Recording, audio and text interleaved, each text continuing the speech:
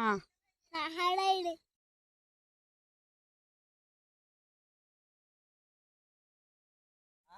ನೀವೊಂದು ಹಾಡ ಇಡುವತ್ತ ನಿನ್ನ ಇದಕ್ಕೆ ಹಂಗೆ ಹೇಳಿ ಹಾಡ ಹಿಂದ್ಗಡೆ ಇಡ್ತೀನಿ.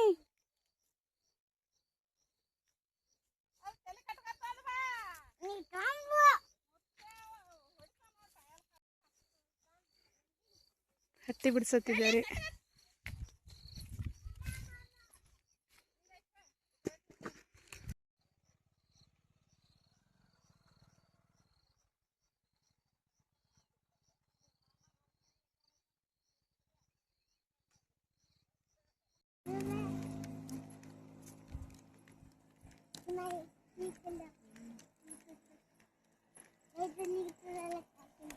ಇದರ ಹಾಕಿ ಖುಷಿಗೆ ಸ್ವಲ್ಪ ರೂಪಾಯಿ ಕೇಳೋದಲ್ಲ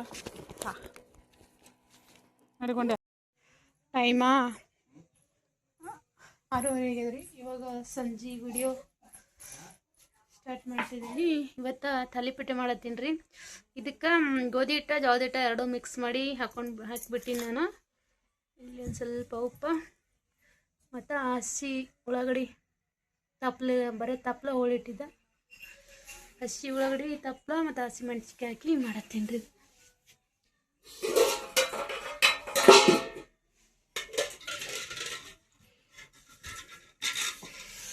ಇಲ್ಲಿ ಹಸಿ ಮೆಣಸಿನ್ಕಾಯಿ ಕೊಟ್ಟಿರ್ತೀನಿ.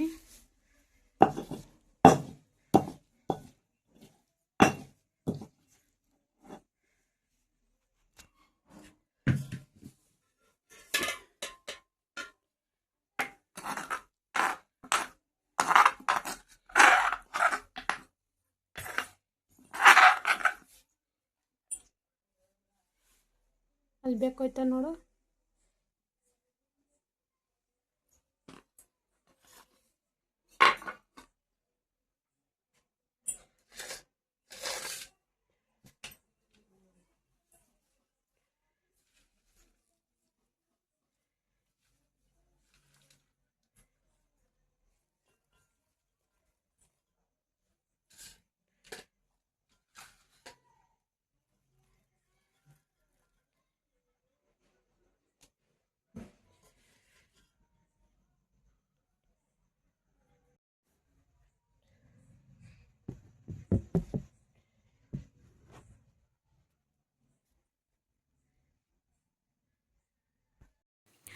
ಇವತ್ತು ಸಂಜೆ ಊಟಕ್ಕಂತೂ ನಾನು ತಾಲಿಪೀಠ ಮಾಡ್ಬೇಕಾ ಅಂತ ಹೇಳ್ಕಿಸಿಂದ ಹಿಟ್ಟು ತೊಗೊಂಡು ನಾದಾಕತ್ತಿದ್ರಿ.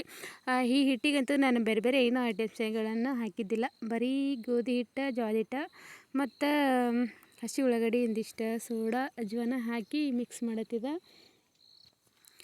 ಇದಕ್ಕೆ ಒಂದು ಸ್ವಲ್ಪ ಯಾಕಂದ್ರೆ ದೋಸೆದು ಮಣಿ ಮೇಲೆ ಮಾಡತ್ತೀರಿ ಅಷ್ಟೇ. ಒಂದು ಸ್ವಲ್ಪ ದೋಸೆದ ಹಿಟ್ಟು ಅದು ಯಾವ ಥರ ಇರುತ್ತಲ್ಲ ಅದೇ ಥರ ಮೆತ್ತಗಾಗಿ ಮಾಡ್ಕೇಸಿಂದ ಮಾಡ್ಬೇಕಂತ ಹೇಳ್ಕೇಸಿಂದ ಕಲ್ಸಕತ್ತಿದ್ದ. ತಾಲಿಪೀಠ ಮಾಡ್ಲಿಕ್ಕೆ ಹಿಟ್ಟು ಕಲಸಿಟ್ಟೇನಿ ರೀ. ಒಂದು 5-10 ನಿಮಿಷ ನೆನೆ ತನಕ ಬಿಟ್ಬಿಡ್ತೀನಿ. ಇದಕ್ಕೆ ನಾನು ಹಸಿಮೆಣ್ಸಿನ್ಕಾಯಿ ಮತ್ತು ಹಸಿ ಈರುಳ್ಳಿ ಗೋಧಿ ಹಿಟ್ಟು ಜೋಳದ ಹಿಟ್ಟು ಇಷ್ಟೇ ಹಾಕೀನಿ. ಕೊತ್ತಂಬರಿ ಏನೆಲ್ಲ ಒಪ್ಪಡಿಸಿಲ್ಲ ನಾನು. ಇದ್ರಾಗ ಒಂದಿಷ್ಟು ದೋಸೆ ಮಾಡಿದ್ರಿ. ಈಗ ಒಂದು ಅರ್ಧದಷ್ಟು ದೋಸೆ ಮಾಡಿದೆ. ದೋಸೆ ಮಾಡ್ಕೇಸಿಂದ ದೋಸೆ ಅಂದರೆ ಇದಕ್ಕೆ ತಾಲಿಪೀಠ ತಾಲಿಪೀಠ ಮಾಡ್ಕೇಸಿಂದ ಇನ್ನೊಂದು ಅರ್ಧದಷ್ಟು ಇತ್ತು, ಅದಿಷ್ಟು ಹಾಕಿಬಿಡ್ಬೇಕಂತ ಹೇಳ್ಕೇಸಿಂದ ಹಾಕೈತೆ. ಇವಂತೂ ಜಾಸ್ತಿ ಒಂದು ಸ್ವಲ್ಪ ಊಟಕ್ಕಿಂತ ಮೊದಲು ಮಾಡಿಟ್ರಂತೂ ಹೋದ್ರಂತೂ ಅಷ್ಟೇ ಬರೋಬ್ಬರಿ ಹತ್ತಂಗಿಲ್ಲ ರೀ. ಈ ಥರ ದೋಸೆ ಅಂತಾರನೋ ಅದಕ್ಕಾಗಿ ನಾನು ಹಿಟ್ಟೆ ಬಳಸ್ತಕ್ಕನೇ ನೆನೆ ಇಟ್ಟಿದ್ದೆ. ಮತ್ತು ಒಂದು ಅರ್ಧ ಗಂಟೆದಷ್ಟು ನೆನೆ ಇಟ್ಬಿಟ್ಟಿದ್ದೆ. ಇವಾಗ ಅದಕ್ಕೆ ಈಗ ಊಟಕ್ಕೆ ಕುಂತಿದ್ರು ಎಲ್ಲರೂ. ಒಂದು ಸ್ವಲ್ಪ ಬಿಸಿದು ಮಾಡತ್ಲ. ತಣ್ಣಗಾದ್ಮೇಲಂತೂ ಅಷ್ಟೊಂದೇನು ಸರಿಯಾಗಿರಲ್ಲ ರೀ. ಯಾಕಂದ್ರೆ ಜಾಸ್ತಿ ಒಂದು ಸ್ವಲ್ಪ ಗೋಧಿ ಹಿಟ್ಟು ಜೋಳದ ಹಿಟ್ಟು ಇದ್ದಿರ್ತಲ್ಲ ರೀ. ಹಾಗಾಗಿ ಸರಿಯಾಗಿ ಬರೋಂಗಿಲ್ಲ ಅಂತ ಹೇಳ್ಕೇಸಿಂದ ನಾನು ಈಗ ಹಾಕಾಕತ್ತೀನಿ. ಅವ್ರು ಎಷ್ಟು ಉಣ್ತಾರೋ ಅಷ್ಟೇ ಮಾಡ್ಬೇಕಂತ ಹೇಳ್ಕೇಸಿಂದ ಹಿಟ್ಟನ್ನು ಸ್ವಲ್ಪನೇ ಮಾಡಿಟ್ಟಿದ್ದಾರೆ. ನಾನು ಸ್ವಲ್ಪನೇ ನಡೆದಿದ್ರಿ. ಯಾಕಂದ್ರೆ ಈ ತಾಲಿಪೀಠ ಅಂತೂ ಜಾಸ್ತಿ ಯಾರು ತಿನ್ನೋಂಗಿಲ್ಲ. ನಮ್ಮ ಮನ್ಯಾಗ ನಮ್ಮ ಮುತ್ಯ ಮತ್ತು ಅವರು ನಮ್ಮ ಚೆನ್ನಮ್ಮ 3-4 ಜನ ತಿಂತಾರೆ. ನಮ್ಮ ಗೌಡು ಅಲ್ಲಿ ಮತ್ತು ನಮ್ಮ ಜಟ್ಟು ಅಲ್ಲಿ ತಿನ್ನಂಗಿಲ್ಲ ಇವು. ಅವರಂತೂ ಒಂದಿಷ್ಟು ನಾಷ್ಟ ಅಂದ್ರೆ ಸಂಜೆಗೆ ಸುಸ್ಲಾ ಮಾಡಿಬಿಟ್ಟಿದ್ರಿ. ಅದಿಷ್ಟು ಸುಸ್ಲಾ ತಿಂದ್ರು. ಯಾಕಂದ್ರೆ ನಮ್ಮ ಗೌಡು ಅಂತೂ ಇದು ಮಾಡಿದ್ರೆ ಐತ್ರಿ ತಾಲಿಪೀಠ ಮಾಡಿದ್ದೇವೆ ಅಂದ್ರೆ ಅಂತೂ ಊಟ ಬಿಟ್ಟು ಹಂಗೆ ಮಲ್ಕೊಂಡು ಬಿಡ್ತಾನೆ. ಅದಕ್ಕಾಗಿ ಅವನಿಗೆ ಅವರಿಬ್ಬರಿಗೆ ನಾನು ನಾಷ್ಟ ಮಾಡಿಬಿಟ್ಟಿದ್ದೆ. ಅಂದ್ರೆ ಅವಲಕ್ಕಿದು ನಾಷ್ಟ ಮಾಡಿಬಿಟ್ಟಿದ್ರಿ. ಅದಕ್ಕೆ ಇದಿಷ್ಟ ಇವರಿಗೆ ಅಂತ ಹೇಳ್ಕೆಸಿಂದ ಸ್ವಲ್ಪನೇ ನಾದಿದ್ರೆ, ನಾನು ಜಾಸ್ತಿ ಜನ ಯಾರೂ ಉಣಂಗಿಲ್ಲ. ಒಂದು ಸ್ವಲ್ಪ ಉಳಿದ್ರೆ ಮುಂಜಾನೆ ಹೇಳಿದಾಗ ಉಳಿದ್ರಂತೂ ಅಷ್ಟೇ ಸರಿಯಾಗಿ ಆಗಂಗಿಲ್ಲ. ಆಗಿಂದಾಗೆ ಬಿಸಿದಾದ್ರೆ ಚೆಂದ ಆಗ್ಬೋದು. ಚಂದ ಮಾಡುತ್ತೆ ಒಂದು 4-5 ಉಳಿದು ಅಂದ್ರೆ ಮುಂಜಾನೆ ಹತ್ತು ತಿನ್ಲಿಕ್ಕೆ ಅಷ್ಟೇನು ಬರೋಬ್ಬರಿ ಆತಲ್ಲ ಅಂತ ಹೇಳ್ಕೆಸಿಂದ ಉಣೋಷ್ಟೇ ಮಾಡಾಕತ್ತಿದ್ದು ನಾನು. ಹಂಚಿನ್ಯಾಗ ಮಾಡಿದ್ರಂತೂ ಒಂದು ಸ್ವಲ್ಪ ಜಾಸ್ತಿ ಕಣ್ಣು ಬಿದ್ದಂಗೆ ಆಗ್ತಾವಲ್ಲ ರೀ. ಹಾಗಾಗಿ ಈ ದ್ವಾಸೆದ ಮಣಿ ದ್ವಾಸೆದ ಮಣಿ ಮೇಲೆ ಮಾಡತ್ತಿದ್ದ ಜಾಸ್ತಿ ಏನೋ ತೆಳ್ಳಗೆ ಭೀ ಆಗಂಗಿಲ್ಲ ಇವು. ಹಸಿ ಉಳ್ಳಾಗಡ್ಡಿದು ಹಾಕಿರ್ತೀವಲ್ಲ ರೀ, ಅದ್ರಾಗ ಒಂದು ಸ್ವಲ್ಪ ಈರುಳ್ಳಿನ ಹಾಕಿಬಿಟ್ಟಿದ್ದೆ, ಒಂದು ಸ್ವಲ್ಪ ಪಿಂಡಾಗಿ. ಅದಕ್ಕಾಗಿ ಇದು ಆಲತ್ತಿತ್ತು. ತಾಲಿಪಟ್ಟೆ ಅಂತೂ ಮಾಡೋದು.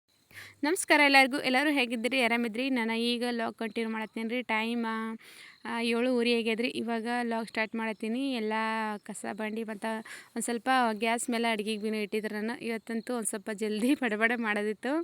ಯಾಕಂದರೆ ಅದ್ದೆ ಬಿಡ್ಸಕ್ಕಂತೂ ಹೊಂಟಿದ್ರಲ್ರಿ ಮಂದಿ. ಹಾಗಾಗಿ ಕೆಸಿಂದ ಎಷ್ಟಕ್ಕಂದ್ರೆ ಅವ್ರು ಬರೋದಂತೂ ಮತ್ತು 10ಕ್ಕೆ ಬರ್ತಾರೆ ರೀ. ಆದರೆ ನಾವು ಎಲ್ಲ ಅಡುಗೆ ಕೆಲಸ ಮುಗಿಸ್ಕೊಂಡು ಹೋಗ್ಬೇಕಾದ್ರಂತೂ ಟೈಮ್ ಭಾಳಷ್ಟು ಆಗ್ತದೆ ಅಂತ ಹೇಳ್ಕೆಸಿಂದ ಈಚೆಗಡಂತೂ ನಾನು ಕುಕ್ಕರ್ದಾಗ ಅನ್ನಕ್ಕೆ ಇಟ್ಬಿಟ್ಟಿದ್ರಿ. ಬೇಳೆನೂ ಅದ್ರಾಗೆ ಬೋದಿತ್ತು. ಆದರೆ ಒಂದು ಸ್ವಲ್ಪ ಕುಕ್ಕರ್ದಾಗ ಹಾಕಿದ್ರಂತೂ ಭಾಳಷ್ಟು ಒಮ್ಮೆ ಮೆತ್ತಗಾಗಿಬಿಡ್ತಲ್ಲ ರೀ. ಹಾಗಾಗಿ ನಾನು ಮೆಂತಿ ಪಲ್ಯದ ಬೇಳೆ ಹಾಕಿ ತಳ್ಸಕತ್ತಿದ್ದೆ ಮೆಂತಿ ಪಲ್ಯ. ಅದಕ್ಕಾಗಿ ಸಪ್ರೇಟಾಗಿ ಕಡಿಗೆ ಬೇಳೆ ಕುದ್ಲಿಕ್ಕೆ ಹಾಕಿದ್ದೆ ಗ್ಯಾಸ್ ಮೇಲೆ. ಮತ್ತು ಶೇಂಗಾದ ಸಾರು ಮಾಡ್ಬೇಕಿತ್ತು ರೀ ಇವತ್ತು. ಶೇಂಗಾದ ಸಾಂಬಾರಕ್ಕಂತೂ ಮೊದಲಿಗೆ ಶೇಂಗಾ ಜಟ್ಟುಂದ ಟೈಮ್ ನೋಡ್ರಿ ಎಷ್ಟಿಗದ. ಸೂರ್ಯ ಅಂತೂ ಮ್ಯಾಲೆ ಬಂದುಬಿಟ್ಟಾನ. ಇವರಿಬ್ಬರು ಅಂತೂ ಇನ್ನೂ ರೆಡಿ ಆಗಿಲ್ಲ ಸಾಲಿಗೆ. 3 ಜನ ಅಂತೂ ಶೇಂಗಾ ಸಾರು ಮಾಡ್ಬೇಕಾದ್ರೆ ಶೇಂಗಾ ಅಂತೂ ನಾನು ಈ ಹೊಲಕ್ಕೆ ಹೋಗೋ ಗಡ್ಬಡ್ದಾಗಂತೂ ಒಂದಿಷ್ಟು ಶೇಂಗಾ ಹೊಡೆದ ಇಡ್ಬೇಕಂದ್ರಂತೂ ನನಗೆ ಶೇಂಗಾ ಇಡೋದಾಗಿದ್ದಿಲ್ಲ ರೀ. ಹಾಗಾಗಿ ಅವ್ರು 3 ಮಂದಿಗೆ ಕುಂದರ್ಸ್ಬಿಟ್ಟಿದ್ದೆ ಶೇಂಗಾ ಹೊಡ್ರಿ ಅಂತ ಹೇಳ್ಕೆಸಿಂದ. ನಮ್ಮ ಜಟ್ಟು ಏನು ಒಳ್ಳೆಯಲ್ಲ. ಮತ್ತು ಗೌಡು ಮತ್ತು ಚೆನ್ನಮ್ಮ ಅಂತೂ ಶೇಂಗಾ ಒಳ್ಳೆಗಿದ್ದರು. ಈ ಗಡಿಬಿಡಿದಾಗ ಶೇಂಗಾ ಹೊಡೆದು ಅಡುಗೆ ಮಾಡಬೇಕಾದ್ರೆ ಭಾಳಷ್ಟು ಲೇಟ್ ಆಯ್ತು ಅಂತ ಹೇಳ್ಕೆಸಿಂದ ಅವರಿಗೆ ಒಳ್ಳಿಕ್ಕೆ ಹಚ್ಚಿದ್ರಿ. ನಾನು ಒಂದಿಷ್ಟು ಹೊಡೆದಿಡ್ಬೇಕಂದ್ರಂತೂ ಈ ಡೈಲಿ ಹೊಲಕ್ಕೆ ಹೋದ್ರೆ ಒಟ್ಟು ಸಾವುಗಡೆ ಸಿಕ್ಕಿದ್ದಿಲ್ಲ. ಇದಿಷ್ಟು ಇವತ್ತಂತೂ ಅನ್ನ ಸಾರು ಮತ್ತು ಚಪಾತಿ ಏನೋ ಮಾಡಂಗಿಲ್ಲ ರೀ. ಬರೀ ರೊಟ್ಟಿ ಮಾಡಿಬಿಡ್ಬೇಕಲ್ಲಾಗತ್ತೀನಿ ಇವತ್ತು. ಚಪಾತಿ ಮಾಡಿ ರೊಟ್ಟಿ ಮಾಡಿ ಹೊಲಕ್ಕೆ ಹೋಗ್ಬೇಕಾದ್ರಂತೂ ಭಾಳಷ್ಟು ಲೇಟ್ ಆದ್ರಿ. ಏನು ಕೇಳೋದ ಅಡುಗೆ ಕೆಲಸನೇ ಜಾಸ್ತಿ ಕೇಳಿರ್ತದೆ. ಹಾಗಾಗಿ ಇದಿಷ್ಟು ಬೇಳೆ ಅಂತೂ ಈಗ ಮೆಂತಿ ಪಲ್ಯ ತೊಗೊಂಡಿದ್ರಿ. ನಾನು ಮುಂಜಾನೆ ಬಂದೆವು. ಈ ಹಳ್ಳಿ ನಮ್ಮೂರಾಗಂತೂ ಜಾಸ್ತಿ ಏನೋ ಈ ಥರ ಮುಂಜಾನೆ ಆದಾಗ ಬಾಡಲ್ಲಿ ಈ ಥರ ತರಕಾರಿ ಅದು ಏನೂ ಬರಂಗಿಲ್ಲ ರೀ. ಏನೋ ಒಮ್ಮೆ ಯಾವಾಗಾರೆ ಬಂದರೆ ಬರ್ಲಿಕ್ಕಂದ್ರೆ ಇಲ್ಲ. ಹೊಲ್ದಾಗ ಹಾಕ್ಬೇಕಂದ್ರೆ ಭೀ ಅಂತೂ ಏನೋ ಹಾಕೋದಂತೂ ಆಗೋದಿಲ್ಲ ರೀ. ಹಾಕ್ಬೇಕು ಸುಮ್ಮನೆ ಪುಸ್ತಕರೆ ಹಾಕ್ಬೇಕಂದ್ರಂತೂ ಹಾಕೋದಾಗಿದ್ದಿಲ್ಲ. ಅದಕ್ಕೆ ಒಂದು ಸೂಡ ಮೆಂತಿ ಪಲ್ಯ ತೊಗೊಂಡಿದ್ದೆ. ಮೆಂತಿ ಪಲ್ಯ ಮಾಡತ್ತಿದ್ದೆ. ಅಂದ್ರೆ ಒಂದು ವಾರಕ್ಕೊಮ್ಮೆ ಇರ್ತದಲ್ಲ ರೀ ಸಂತೆ ಅಂತೂ. ಹಾಗಾಗಿ ಕೆಸಿಂದ ಈ ಥರ ಫ್ರಿಜ್ ಇದ್ರೆ ಒಂದಿಷ್ಟು ಎಲ್ಲ ತರಕಾರಿ ಭೀ ತಂದಿಟ್ರಂತೂ ಏನೂ ಹಾಳಾಗಂಗಿಲ್ಲ. ನಾವಂತೂ ಎಷ್ಟು ತರಕಾರಿ ತಂದ್ರೆ ಭೀ ಒಂದು 4 ದಿನದಾಗೆ ತರಕಾರಿ ಅಂತೂ ತಂದಂಗಿಲ್ಲ, ಭಾಳ ಬಿಡ್ತಲ್ಲ ರೀ. ಹಾಗಾಗಿ ಜಾಸ್ತಿ ಏನೋ ಸಂತೆ ಇದ್ರೂ ಜಾಸ್ತಿ ತರಕಾರಿ ತೊಗೊಳಂಗಿಲ್ಲ. ಅಷ್ಟೇ ಒಂದು 2-3 ದಿನ ಅಷ್ಟು ತರಕಾರಿ ತೊಗೊಂಡ್ರೆ ಅಷ್ಟೇ ಮಾಡ್ತೇವೆ. ಈ ತರಕಾರಿ ಅಂತೂ ಒಂದು 8 ದಿನ ಅಂತೂ ಇರಂಗಿಲ್ಲ. ಏನೋ ಫ್ರಿಜ್ದಾಗ ಇಟ್ರಂತೂ ಏನೂ ಆಗಂಗಿಲ್ಲ. ಫ್ರಿಜ್ ಅದೇನೂ ಇಲ್ಲ ನಮ್ಮಲ್ಯಾಕ. ಅದಕ್ಕಾಗಿ ಹಿಂಗೆ ಏನಾರೇ ಊರಾಗ ಜಾಸ್ತಿ ಅಂದ್ರೆ ಜಾಸ್ತಿ ಏನೋ ಮಾರಕ್ಕೆ ಬರಂಗಿಲ್ಲ ರೀ ಭಾಳ. ಹೀಗೆ ಯಾವಾಗಾರು ಅಮ್ಮ ಬಂದರೆ ಬರ್ತದೆ. ಇವಾಗ ಬೇಳೆ ಅಂತೂ ಕುದಿವಲ್ರಿ. ಅದಿಷ್ಟು ಮೆಂತಿ ಪಲ್ಯ ಹಾಕಿಸಿಂದ ಮತ್ತು ಹಸಿಮೆಣ್ಸಿಕಾಯಿ ಹಾಕಿ ಮಿಕ್ಸ್ ಮಾಡಿ ತಿರುವಾಗತ್ತಿದೆ. ಇವಾಗ ಇದಿಷ್ಟು ಮೆಂತಿ ಪಲ್ಯ ಮಾಡಿಕಿಸಿಂದ ಏನೋ ಸಾರು ಅಂತೂ ಮಾಡಿಲ್ಲ ರೀ. ಅದಿಷ್ಟು ಸಾಂಬಾರು ಮಾಡಬೇಕು. ಈಚೆ ಕಡೆಗಂತೂ ನಾನು ಕುಕ್ಕರ್ದಾಗ ಅನ್ನಕ್ಕೆ ಇಟ್ಟಿದ್ರಿ. ಕಡೆಗೆ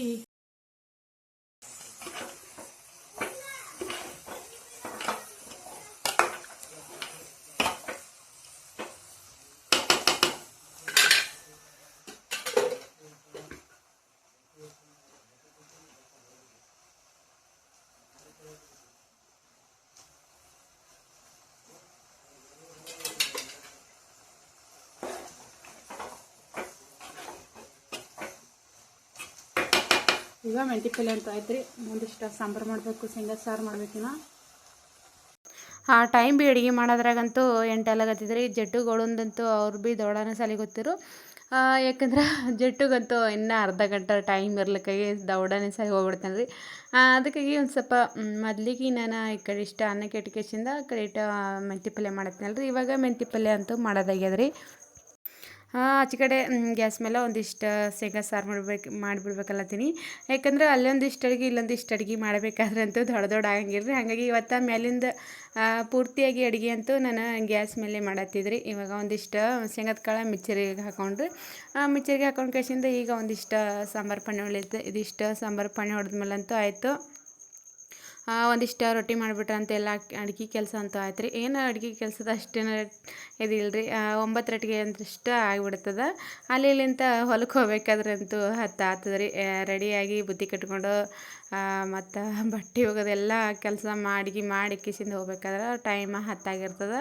ಇವಾಗ ಇದಿಷ್ಟು ಸಾಂಬಾರು ಮಾಡ್ಕೇಸಿಂದ ಒಂದಿಷ್ಟು ರೊಟ್ಟಿ ಮಾಡಿ ಇನ್ನೇನು ನಾವು ಹೋಗ್ಬೇಕು ರೀ. ಯಾಕಂದ್ರೆ ಹೊಲದಾಗ ಹತ್ತಿ ಬಿಡ್ಸೋಕ್ಕೆ ಕೂಲಿದವ್ರು ಹೊಂಟೇರಿ. ಹಾಗಾಗಿ ಒಂದು ಸ್ವಲ್ಪ ಜಲ್ದಿ ಮಾಡೋದಬ್ಲೆ. ಇಲ್ಲಾಂದ್ರೆ ನಾವೇ ಬರೀ ಹೊಲಕ್ಕೆ ಹೋಗೈತಂದ್ರೆ ಭೀ ಯಾವಾಗ ಹೋದ್ರೆ ಭೀ ನಡಿಬೋದು ರೀ. ಆದ್ರೆ ಕೂಲಿದವ್ರು ಒಂದು ಸ್ವಲ್ಪ ದೌಡ್ ಬರ್ತಾರಲ್ಲ ರೀ. ಎಷ್ಟಕ್ಕಂದ್ರೆ ಅಂದರೂ ಭಾಳಷ್ಟೇ ಲೇಟ್ ಆದರೆ 10ಕ್ಕೆ ಬರ್ತಾರೆ. ಹಾಗಾಗಿ ನಮ್ಗೆ ಒಂದು ಸ್ವಲ್ಪ ಅಡುಗೆ ಲೇಟ್ ಆದ ಅಂತ ಕೇಸಿಂದ ಬಡ ಮಾಡಾಕತ್ತಿದ್ರಿ. ಇದಿಷ್ಟು ಸಾಂಬಾರು ಪಣ್ಣೆ ಹೊಳ್ಯತ್ತೀನಿ ಈಗ. ಅದಿಟ್ಟು ಹತ್ತಿ ಬಿಡಿಸಿದ್ಮೇಲಂತೂ ಯಾಕಂದ್ರೆ ಅಷ್ಟು ಗಡ್ಬಡ ಅಂದ್ರೆ ಒಂದು ಜವ್ಯಾಗ ಜಾಸ್ತಿ ಹುಲ್ಲಾಗಿತ್ತು ರೀ. ಹಾಗಾಗಿ ಕಸಕ್ಕೆ ಬಂದಿತ್ತು ಜವಿ ಎತ್ತು. ಅದಕ್ಕಾಗಿ ಬಡ ಅದಿಟ್ಟು ಹತ್ತಿ ಬಿಡಿಸ್ಕೇಸಿಂದ ಜವ್ಯಾನ ಕಸ ತೆಗೆದ್ರಿತ್ತು ಅಂತ ಹೇಳ್ಕೇಸಿಂದ ಜಾಸ್ತಿ ಜನ ಬಂದಿರಿ. ಮತ್ತು ಭಾಳಷ್ಟಿದ್ರೆ ಈಗ ಅಷ್ಟೇನಿಲ್ಲ, ಒಂದು 4-5 ಮಂದಿ ಹೊಂಟಾರ. ಒಂದು ಸ್ವಲ್ಪ ಕಮ್ಮಿ ಆಯಿತು. ಅಷ್ಟೆಲ್ಲ ಹತ್ತಿ ಬಿಡಿಸೋದಾಗಿತ್ತು. ಇನ್ನೊಂದು ಸ್ವಲ್ಪ ಅದಷ್ಟು ಇತ್ತು. ಅದಕ್ಕೆ ಅದಿಷ್ಟು 4 ಮಂದಿ ಮೇಲೆ ಬಿಡಿಸ್ತಾರೈತೆ ಅಂತ ಹೇಳ್ಕೇಸಿಂದ ಅದಿಷ್ಟು ಹತ್ತಿ ಬಿಡಿಸಾತಿದ್ದೆವು. ಇವಾಗ ಸಾಂಬಾರಂತೂ ಮಾಡೀನಿ ರೀ. ಎಲ್ಲ ಅಡುಗೆ ಅಂತೂ ಇನ್ನು ರೊಟ್ಟಿ ಮಾಡಬೇಕು. ಈ ವಿಡಿಯೋ ಅಂತೂ ಇವತ್ತು ಇಲ್ಲಿಗೆ ಎಂಡ್ ಮಾಡ್ಲತ್ತೀನಿ.